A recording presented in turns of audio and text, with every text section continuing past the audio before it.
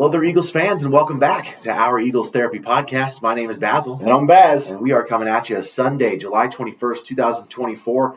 Been a while. We've been gone for a long time. We checked it. We haven't posted an episode in 40 days, so we haven't recorded in 39 days. It's been over a month, or definitely our longest time. We had some traveling and everything like that. Yeah, you went to a couple different places, right? Oh, yeah. Been on the other side of the Front Range. I've been out in the western Colorado, and then I was down in Phoenix for visited the family. Yep. So yeah, it's been a it's the off season. That's what happens. That's exactly it. We've been watching some of the shows on the Eagles shows and things, and they're getting some pretty good views. So we figured we'd get something here, but it's tough because if you don't have any inside information, which we really don't, and there's really the break is on, but it's getting ready. We're getting ready to heating up here and. Couple weeks, training camps start opening probably this week, and should be in 2 days. Should be Tuesday. So if you guys are listening to this on Monday, it should be coming out to the next day. Should be training camp going on. So we're excited to come at you. We've got a little bit of a special episode before we jump into it. As always, we want to plug our Eagles group. We're part of the Philadelphia Eagles fan club in Colorado Springs. It's a Facebook page on Facebook. You can look us up. Join us if you're around the Colorado area. It's a lot of fun. We'll give you updates on where we're going to be watching games and everything like that. We're still not too sure what's going on in the situation right now. We're looking at other potential bars temporarily, but we'll get back to that at another time whenever that happens. But we also wanted to touch on, we got a new addition to the wall behind us. So we've had Papali for a while, obviously given to us by a friend of the podcast, and then Big Mike. You got a Mike Quick over here now, and you said how to get that one. Yeah, that came from my brother-in-law, Jake. No, your son-in-law. Son-in-law, Jake. Your brother-in-law. He got a jersey from a buddy of his. His name's Tyson, and he kind of bids on antiques and things like that, and he got a box with a nice Eagles jersey, knowing we're fans. I think he's a fan of another team that we're not fond of, but that's okay. Good guy. Gave the shirt to Jake, and Jake ended up giving it to me to put it up on the wall. So It is a signed Mike Quick jersey. So we're pretty happy with that. We just, like Jake said, we need to get an 81 over there and just kind of put them in order, I guess. But that probably won't happen. We can't go TO. That's what he said. That's difficult. Yeah. So or we can go 84. Yes. Fred Barnett. Yeah, that would be good. That's probably the next best option. I don't know. Yeah. 80, get a Chris Carter up there, but that was only a few years with us. But. Man, that's a bad receiver history, don't we? We talked about it before, but our 80s are not good. 87 is Selleck for me. 86 is Zach Ertz. Right. But there's not many great ones in those numbers for us. 10 is Deshaun, Yes. And then that got ruined when he came back and was bad. It's just yes. Well, we got 2 now, so hopefully they are with us for the next 5 or 6 years and become legends. Definitely. That's where they're headed, at least now. That's right. Yeah. All right. Well, let's go ahead and jump into it. We've got a special episode for you today. We wanted to talk about this topic for a while, if you say. We're going to be going over the Pottsville Maroons. You probably figured it out from the title of the episode. And the shirts that we're both wearing.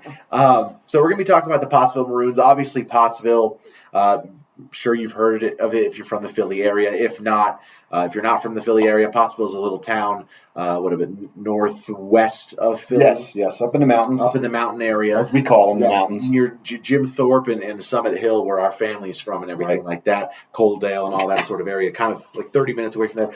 Pottsville, famously known for where Yangling was founded, Yangling to this day is still made. Still hasn't made its way to Colorado. But no, still hanging out in Kansas. It's only about 2 hours away. It's a 2-hour drive, so we do need to go get some more cases because we got to get some for Steve. And I've got some other people that are like, oh, man. Well, I took it to a work barbecue. Right. I had some friends who were from the Midwest, from Indianapolis. And he's like, I love Yangling. I'm from the Midwest. And I was like, well, is it big there? Because I only know it because it's from Philly area, And he's like, oh yeah, we love it out in Indiana, and they big thing out in the Midwest. So kind of cool. I was like, oh, that's great. And I'm like, yeah, I'll let you know when I get some next time. Yep. But yeah, so obviously Yangling is a big thing for us, a big thing for a lot of people back in Philly and Reading and that area, all back there. So we're going to talk about the Pottsville Maroons, which was a football team. Played for the National Football League from 1925 to 1928. I'll start off with just going to the beginning of the history. So the team was originally founded in 1920. known as the Pottsville 11. They were an independent team for about 4 years, playing on the Pennsylvania circuit. They played at Minersville Park. Their home games were played at Minersville Park, which was a high school stadium in Minersville, which is 6,000 fans. Which is also nearby. Minersville's close by. After a few years in the independent circuit, Pennsylvania circuit, they joined the Anthracite League in 1924, and that same year they took on the name the Maroons. So before that, they were the Pottsville 11. They became the Maroons. Little legend, kind of a team legend. They had ordered jerseys. They had ordered new jerseys because they had just joined the Anthracite League. So we need to get some new jerseys, and they placed an order for a local jersey maker, sporting goods supplier, and they told them the color wasn't important. They're like, it's whatever. Whatever color we just need jerseys, numbers, whatever. Just make, we just need them. And so he sent them back 25 Maroon jerseys, and then they took on the name of the Maroons, which is kind of a cool little fun little factoid there. Yeah, definitely. Kind of cool to think of the Pottsville 11 because they're starting 11 makes sense, and then take on that Maroons because of the jersey color. That's pretty cool.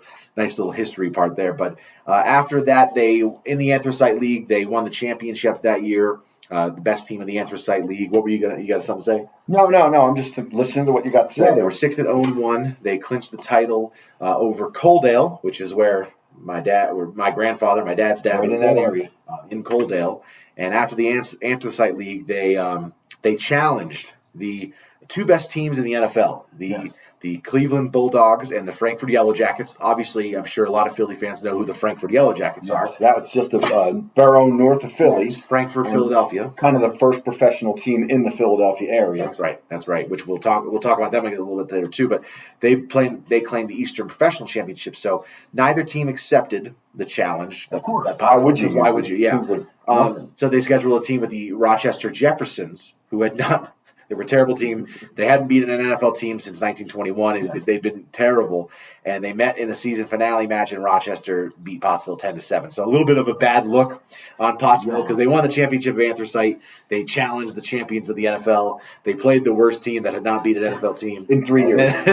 And then they got not trounced. They lost 10-7, but they lost. And it's kind of one of those. Okay, it's not a very good look. They lost 10-7, but like when you're looking at it, with their record 12-1-1. They scored 288 points and only allowed 17, which means giving up 10. They only gave 7 points up the entire season. The other 13 games. So their point differential was, 281 points. So they're pretty good. They were pretty decent, weren't they? Yeah, they could score. Yeah. Now let's jump into the NFL time to go to the NFL. I'll let you take that part over. Okay. So anyway, the Anthracite League folded in 2024. After that? 1924. 100 years ago. It's insane. That's funny. We did all this studying, and I didn't even click. We're 2024. Excuse me for reading. For those who are listening, it's okay. You don't get to see me read. But so anyway, the Anthracite League folded, and the NFL, they applied to get an NFL franchise, and the NFL was a little bit, skeptical about it because they weren't real crazy about it, especially knowing what happened the year before. But they ended up getting him in there.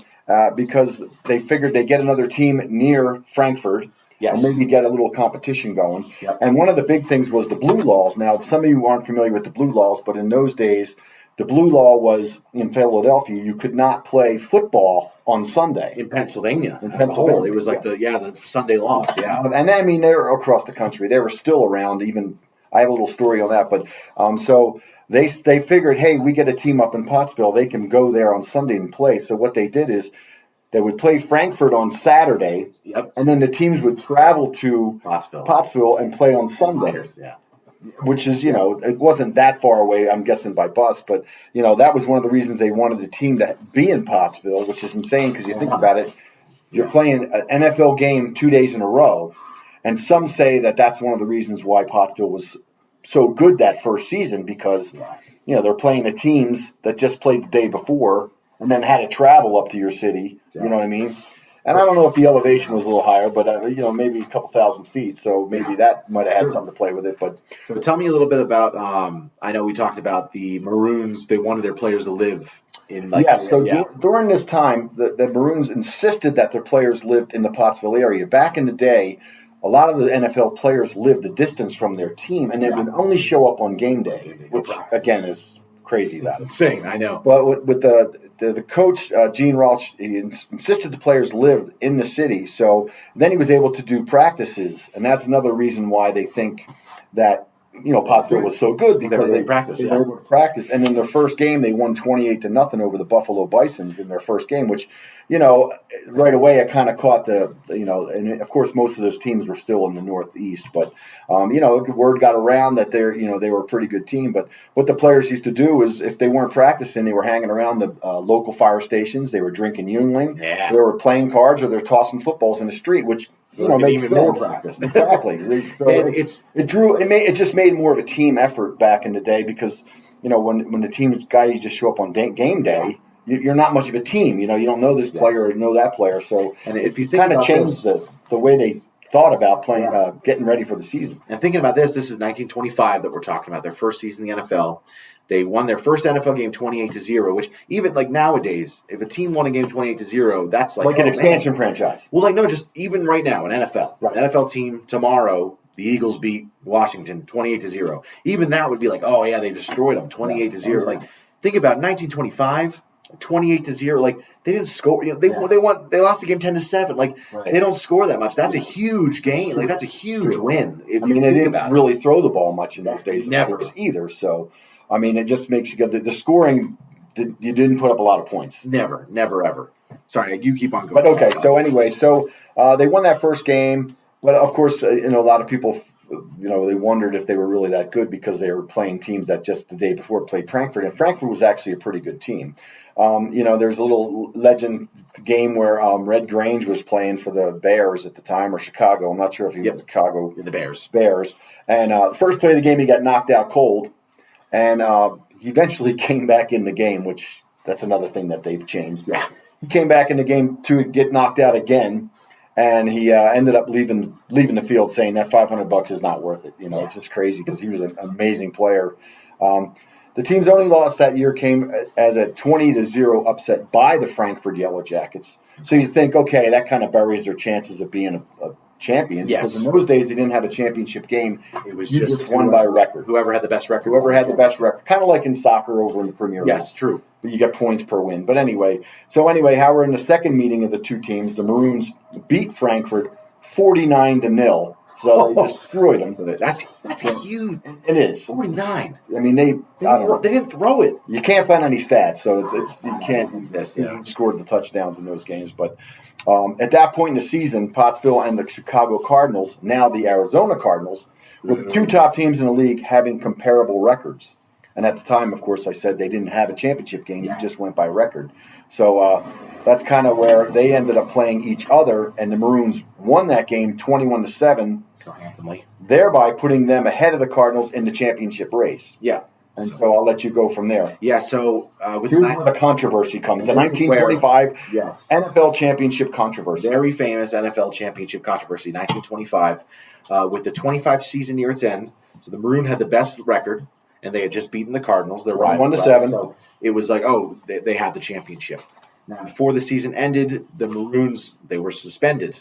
How were they suspended? Well, earlier in the year, the Frankfurt Yellow Jackets, they had scheduled an exhibition game between the University of Notre Dame All-Stars. Yes. And so they didn't work out, so they believed them. So they thought that they would be the best team at that point, so they had scheduled it. And because they weren't good, they didn't have the right to play that game. And so Pottsville pulled ahead in the standings, and then they won the right to play the All-Stars. Because back then, college, we've always talked about, way better than the NFL. Way better. So they were going to be playing the college All-Stars, which makes them – that's the team to beat. Like, it's kind of crazy to think about. But now because Minersville Park was such a small stadium, only 6,000 people, something like that, they didn't want – John Striegel, the owner, he wanted to do it at Scheid Park in Philadelphia.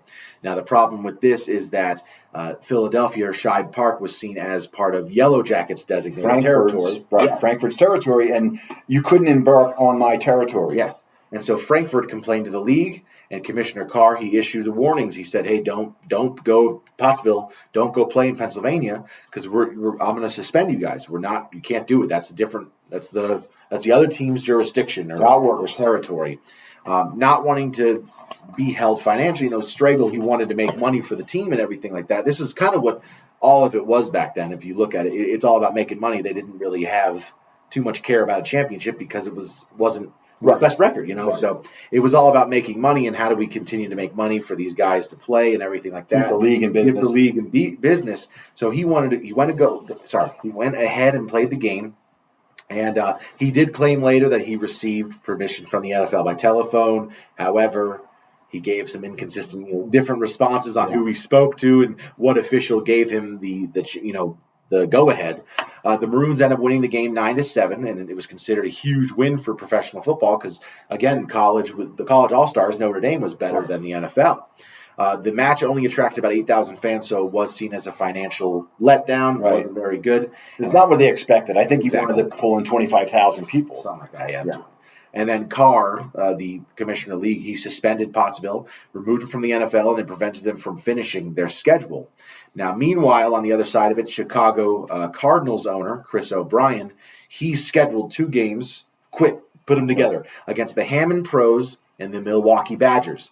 Now, these 2 teams, they had already disbanded. The season was over. The season was over because back then, the season would end, I think it was set to end December 6th. And then what they did is you can then schedule more games against each other, but it's not doesn't count really NFL jurisdiction. Right. Well, he scheduled 2 more things, but those teams had already disbanded. So he played against 2 teams that had already.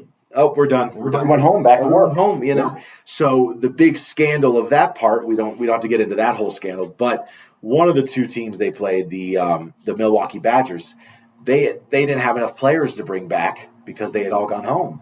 And they had to fill the rest of their roster out with 4 high school players.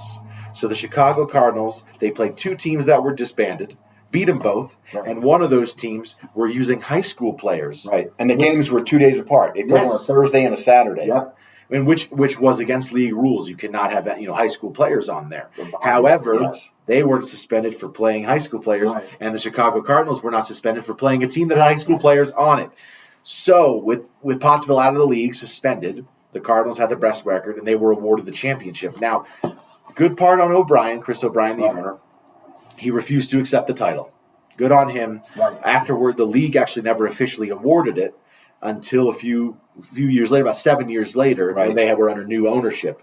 The NFL and the Cardinals, they claimed the 1925 championship. So now it is still nulling Pottsville's claim to that championship where they had the better record at the time and beat the team that ended up being called the champion. Right. Exactly.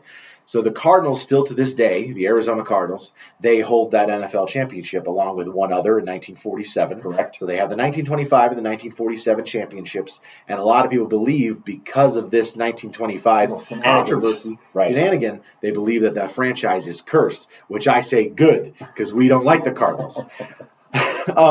But it's funny because the 1933 is kind of when the NFL really kind of that's when the Eagles got its legs. Yes. Like in the 20s, it was still it counted, and the records are still there, and there's still players from Hall of Fame and things like that. But in the 1920s, decade players, things like that. But I'm sure that came back years later when they went back and checked it out. But 1933, when Bidwell became the owner of the Cardinals, he obviously latched on to the championship just to have it on your, record books and things like that. But it's upsetting. The original owner of the Cardinals would not accept that championship designation because he didn't feel it was earned. Yeah. So it's kind of funny how it worked. And then, of course, we all know the Cardinals and how many years of futility they had until the late 90s and early 2000s. But, so they say, it's kind of the old curse of the Bambino, but exactly curse of the Pottsville Maroons. Yep. And then just some aftermath of this. We'll talk a little bit more about the Maroons in the next few seasons, but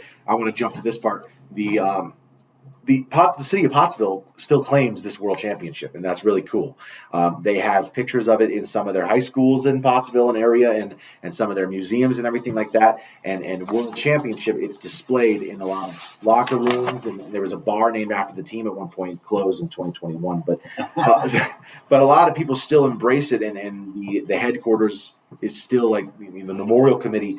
They still are trying to keep it alive and everything and trying to keep it known and actually really cool to see this. Quite a couple owners and current NFL owners have still recently tried to fight for the Pottsville to be awarded for that championship. So back in 2003, the governor of Pennsylvania, he got involved with the Pottsville NFL debate, and he enlisted the city and the borough councils across the state to lobby NFL owners to restore the Maroons title. The Pennsylvania governor. That's crazy. And still to this day, the Bears founder, George Hollis, right? the Steelers founder, Art Rooney, right, and still to this day, Dan Rooney, the Steelers chairman, right, and Philadelphia Eagles owner Jeffrey Lurie, they're still pushing for it to give Pottsville the championship back. Now, of course, a lot of NFL owners and mostly the Cardinals owners continue to oppose any reversal. But I'm saying, man, maybe the Cardinals, maybe you should reverse it so you can get a little it's funny because jinxed. I don't know. I know this vote you're talking about. I believe I read it was at 29-3. So only those three owners or teams owners, because most of them have passed away. George House and I think Art Rooney's gone too. So he is, yeah. But Rooney's still the families that still own those teams, and then of course Jeffrey Lurie, they all pushed for it, and they did that 29-3 vote or whatever it was. So. Yeah. But it's kind of interesting that they continued up, and there's still, there's some still in Pottsville. They still push for it, and if you ever go to there to visit the Yuengling factory, the brewing factory there, I mean, they still have it. It's still around. They haven't let it go. So, and I'm sorry, I mistakenly said Dan Rooney was still around. He's not my fault. Okay, I don't. I know it's still in the family though. The Rooney's still on that team. Let's go into their return to the NFL. So the next year they were reinstated. So 1926 season, they were reinstated. The reason being, the league was feared that they would go to the AFL, which at the time that was founded that year by Red Grange, and some other partners. Yep. And the Chicago Bears quarterback, who was then the quarterback for the New York Yankees, or halfback. They were positionless. They had numbers though. What was his number? 77. There you go. Yeah. All right. However, that they were taken back into the NFL, were accepted back in.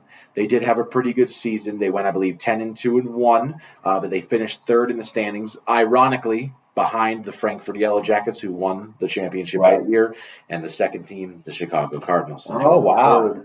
They were the third that year in the rankings, unfortunately, and Frankfurt, who's now I don't like to say now the Philadelphia Eagles, but it is because it's a different team. Yes.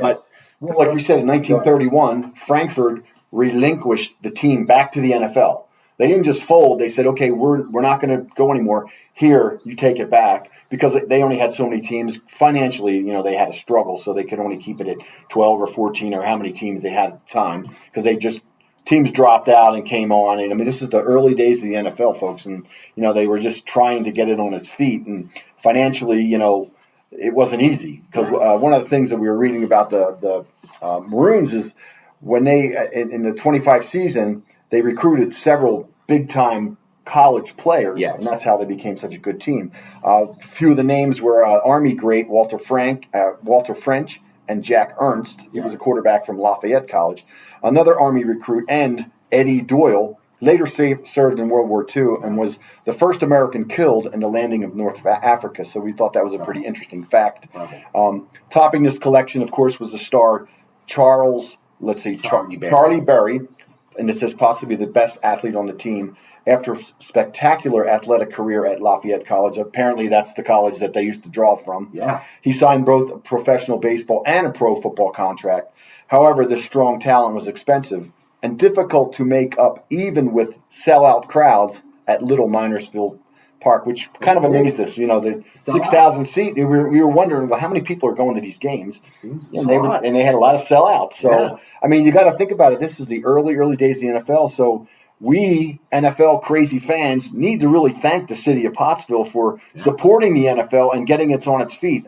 Obviously, I know you had a bunch of teams earlier. Yes. Which we talked about, which was crazy because there was a team, in Rhode Island? There was a team, 4 teams did we say were in Ohio at the time? There were 4 teams. Chicago. I have them listed here. It's crazy. I was going to read them off. So in the 1925 season, there were 20 teams in the NFL, which is mind-blowing. Exactly. 20 teams. I thought there was only 3 back then. You know what I mean? Hockey only had 8 teams for 20 years, 40 years. So we had the Pottsville Maroons, Chicago Cardinals, the Frankfurt Yellow Jackets. Those are, of course, the 3 we've talked about the most. The Chicago Bears, the Green Bay Packers, the Detroit Panthers, the New York Giants, the Providence Steamroller, the Rock Island Independents, the Cleveland Bulldogs, the Kansas City Cowboys, the Akron Pros. Here's another Ohio, the Canton Bulldogs. So there was a Cleveland Bulldogs and a Canton Bulldogs. The Buffalo Bisons. Buffalo had a team. Buffalo Bills, Buffalo Bisons. They did that same. That's so cool. The Columbus Tigers. There's Cleveland again. Yeah. Rochester Jeffersons. Well, Ohio. Sorry. I'm sorry. Ohio. Sorry. The Hammond Pros. The Milwaukee Badgers. The Duluth Kellys.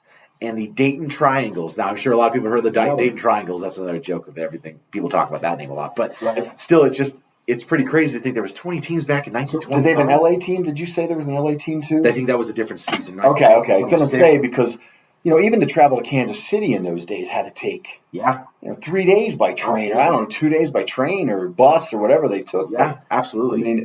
I mean, the rest of them are all there, like you say, in the Northeast, but it's just amazing when you go back and look at all the teams in Ohio. So, that's where that also is another state that we need to thank for having the NFL today.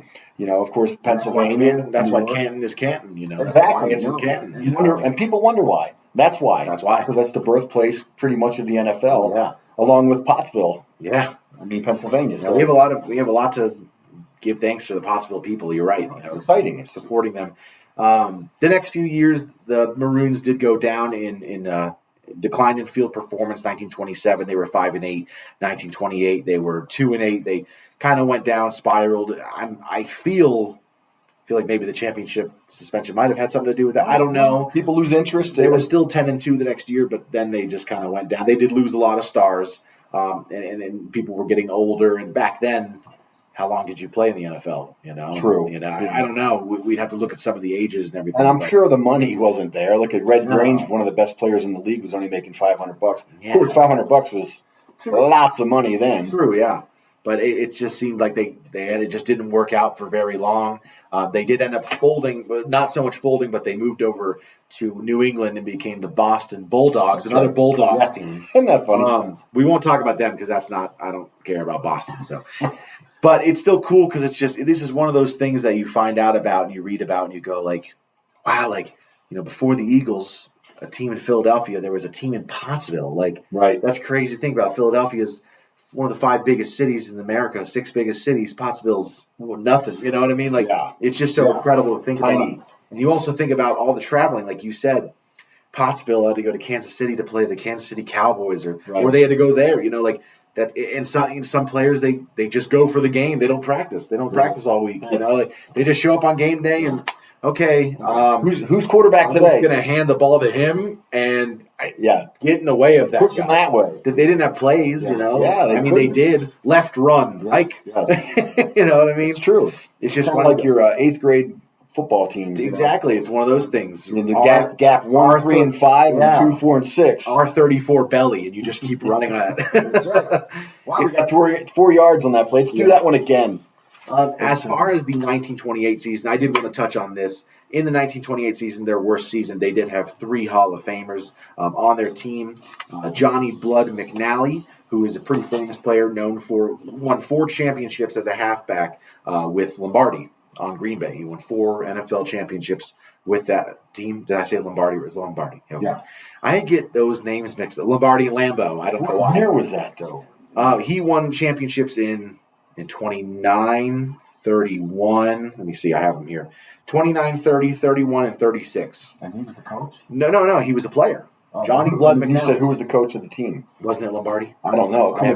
In those days, that's early. Yeah, that's But he won 4 championships with the Green Bay Packers, which is just incredible to think about. Walt Kiesling and Wilbur Henry, a guard and a tackle, also with the Pottsville Maroons, Hall of Famers, future in the NFL Hall of Fame still to this day.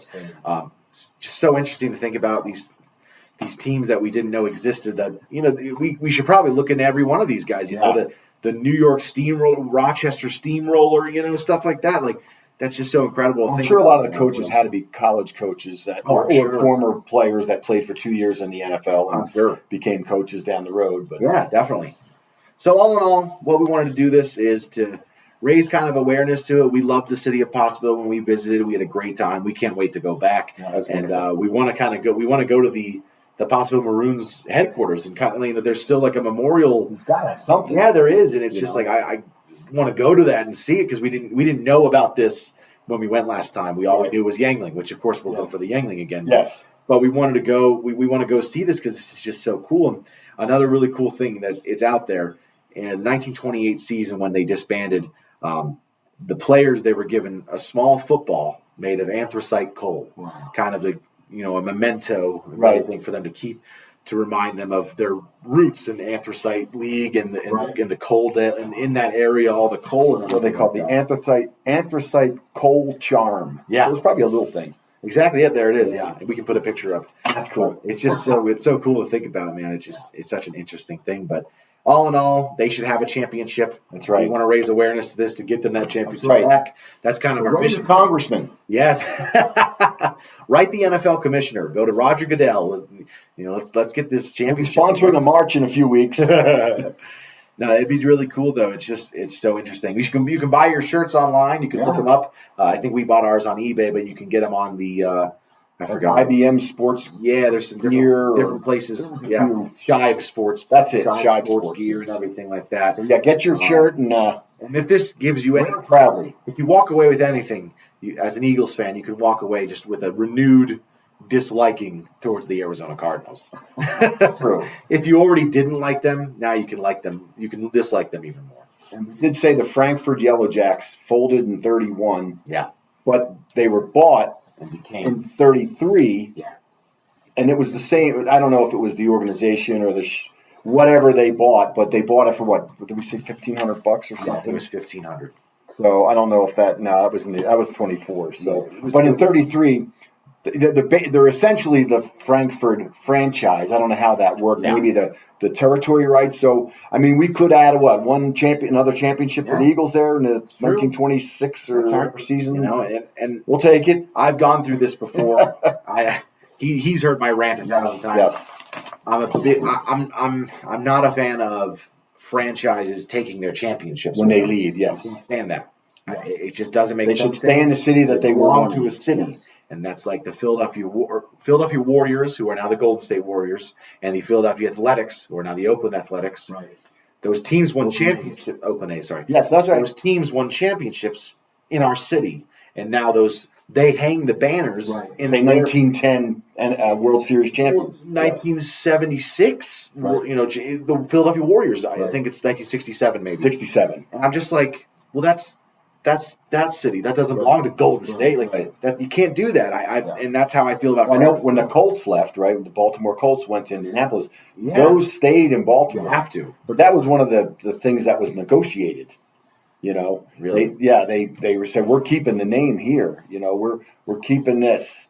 The records and Johnny Unitas and things like that. That stayed in Baltimore, even though the name did go to Indianapolis. Yeah, it's interesting. Yeah, they won 2 championships in Philadelphia. In the Philadelphia Warriors. The Warriors. They won 2 championships there. But I mean, those are ours. Yeah. I know I'm a complainer, but I don't. The city gets them. Even the city gets it. Why would there's no stadium to hang a banner in? Because obviously that team's. I think they should still have a banner to hang. Like the Sixers should still have a banner that says honoring. Right. Yeah. It doesn't. I just don't understand that belongs to the city, not to the team.